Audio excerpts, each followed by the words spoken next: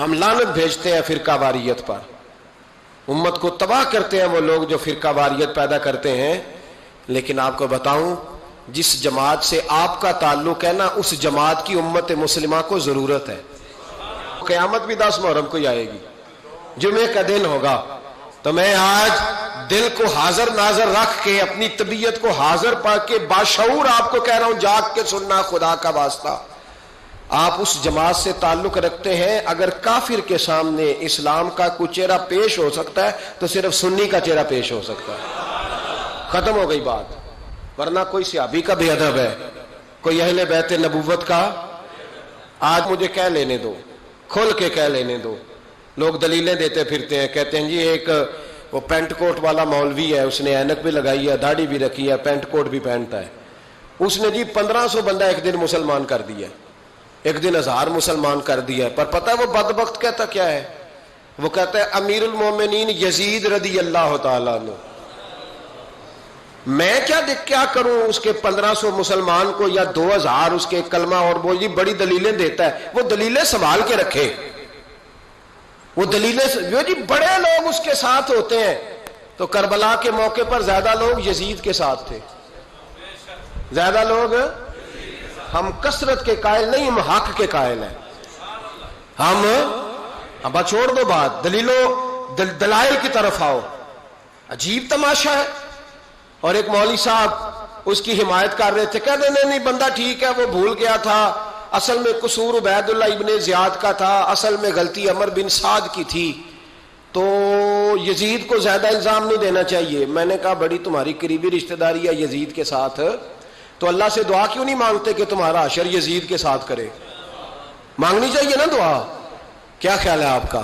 ہم الحمدللہ جمعے والے دن مسجد میں بیٹھ کے دعا کرتے ہیں، یا اللہ ہمارا حشر امام حسین کے غلاموں میں کرنا.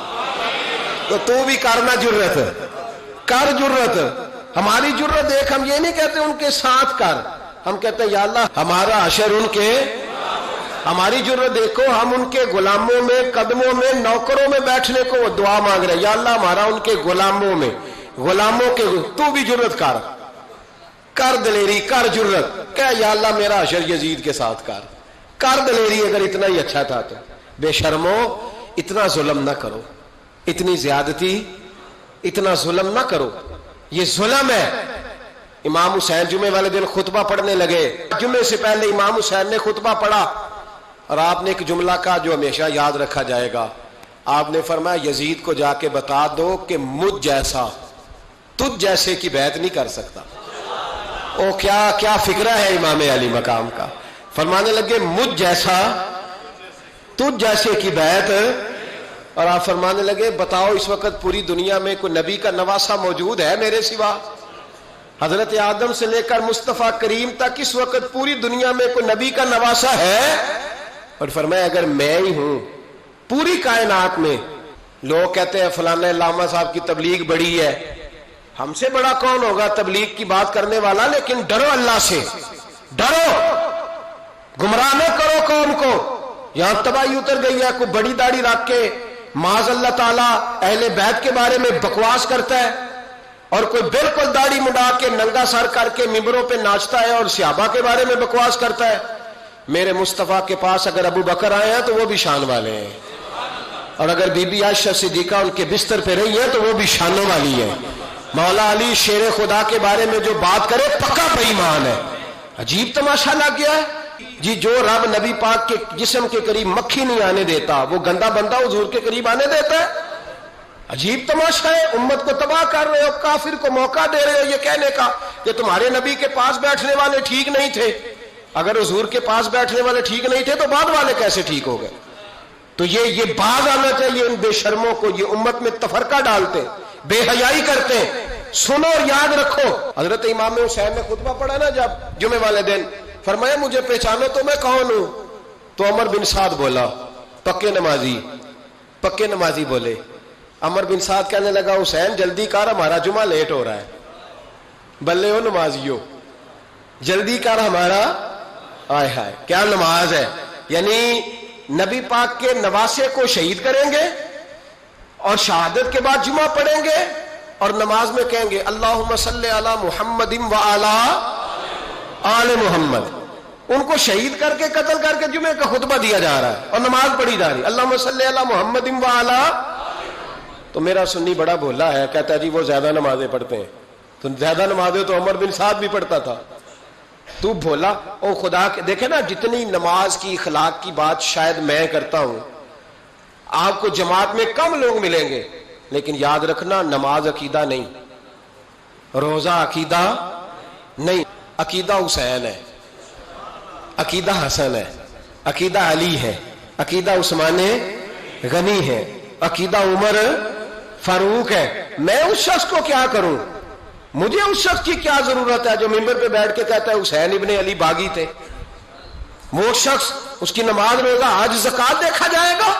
آؤ قرآن مجید سورہ شورا آیت نمبر 23, گھر جا کے قرآن مجید کھولو, یہ والی آیتیں بھی پڑھا کرو, یہ والی بھی کھولا کرو. صحابہ جمع ہو کے نبی پاک کے پاس آئے, عرض کی یا رسول اللہ صلی اللہ علیہ وسلم, آپ کے خرچے زیادہ ہیں, آمدن کا ذریعہ کوئی نہیں. جس طرح آج لوگ ہر پیر صاحب سے نہیں پوچھ رہے, علامہ صاحب سے, کہ آپ کام کوئی نہیں کرتے, کپڑے پھر بھی سفید پہنتے ہیں, کیا ذرائع آمدن ہے, پھر بھی آپ گاڑی میں گھومتے ہیں. ہمارا تو پروگرام تھا مولوی بھوکا مر جائے, پر اس کے پاس آتے ہیں تو یہ تازی چائے پلاتا ہے. کیا مطلب, کس طرح کا رویہ ہے؟ صحابہ کے بار وہ یہ نہیں سوچتے تھے آتے کہاں, وہ کہتے تھے آگے بڑھ کے حصہ ڈالیں. وہ سارے آگے بڑھے, کہا یا رسول اللہ صلی اللہ علیہ وسلم اخراجات زیادہ ہیں, ذرائع آمدن بظاہر کوئی نہیں, نذرانوں پہ اعتراض نہ کیا کرو. نذرانہ دینا نبی پاک کی سنت ہے, نذرانہ قبول کر لینا نبی پاک کی, بولو, حضور کی سنت ہے. تو صحابہ جمع ہو کے آئے, ایک جگہ پہ میٹنگ کی, کہا تھوڑے سے پیسے ہر مہینے پیش کریں گے. تو حضور سے بات کون کرے گا پیسوں کی؟ کہا ہم نے نہیں کرنی, نبی پاک کے چچا جناب عباس کریں گے. حضرت عباس رضی اللہ تعالیٰ عنہ کے ذمے لگایا گیا. جناب عباس آئے, حضرت عباس رضی اللہ تعالیٰ عنہ پیسے لے کے آئے, اور سیانے بندے تھے, انہوں نے بڑی سمجھداری والی, عقل مندی والی بات چھیڑی. یہ نہیں کہا کہ حضور ہم یہ نذرانہ دیں گے. کہنے لگے یا رسول اللہ ہمیں پتہ ہے آپ کی مذہبی مصروفیت اتنی ہے کہ آپ کو ٹائم نہیں ملتا کاروبار کرنے کا. اگر آپ کام کریں گے تو پھر آپ کس طرح کر کے دین کا کام ہو سکے گا. اور یا رسول اللہ آپ نے جو ہمارے لیے کیا ہے اس کا ہم بدلہ نہیں دے سکتے, ایک حرف کا بدلہ نہیں دے سکتے. حضور یہ تھوڑا سا نذرانہ ہر مہینے لایا کریں گے, قبول کر لیں. نبی پاک کے سامنے رکھا ہی تھا کہ اللہ کا قرآن بول پڑا, کا کل لا اسألکم علیہ اجرا, محبوب ان سے فرما دو کہ میں نے تمہارے لیے بڑی تکلیف سہی ہے, پر میں تم سے کوئی اجر نہیں مانگتا, تم سے کوئی اجر نہیں مانگتا. ہاں اگر تم نے کچھ کرنا ہے الا المودۃ فی القربى, تو میرے قریبیوں سے پیار کرتے رہنا, میری ختیجہ سے پیار کرنا, میری عائشہ کا ادب کرنا, میرے قریبیوں کا احترام کرنا. یا رسول اللہ ازواج تو گھر میں ہے ہی, قریبی کوئی اور بھی خاص ہے جس کا ادب کرنا ہے؟ تو نبی پاک نے فرمایا ہاں علی, فاطمہ, علی اور فاطمہ کی اولاد. فرمایا ان کا ادب کرتے رہنا, اس کا مطلب یہ ہوگا کہ تم نے میرے ساتھ بڑا ہی اچھا سلوک کیا ہے. کہا ان کا ادب کرنا, جناب علی, سیدہ فاطمہ, اور دونوں کی ان کا ادب کرنا فرائض دین, اہل بیت کا ادب کرنا فرائض